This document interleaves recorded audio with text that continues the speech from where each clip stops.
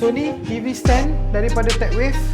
Harga dia murah je, boleh mudah alih. And then dekat kaki dia ada roda, 4 roda yang kau boleh lock untuk kau fixkan placement dia, unlock tayar dia untuk kau move around. Daripada 32 inci sehingga 75 inci, macam yang aku pakai sekarang ni 55 inci TV dia, and dia boleh tampung sampai 75 inci punya TV.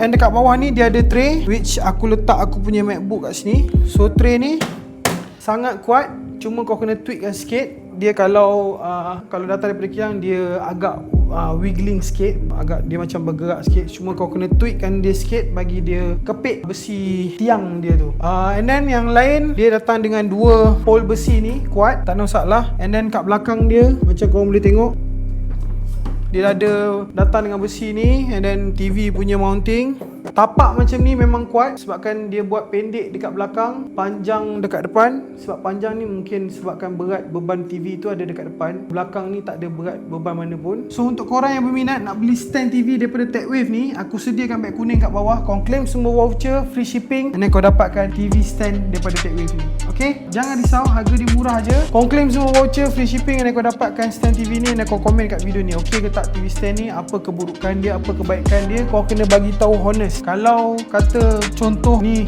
useless, tak boleh pakai, dan kau bagi tahu, nanti reseller tu akan fix untuk next product dia. Macam biasa, jangan lupa follow, like and share video ni, yang kita jumpa di next video.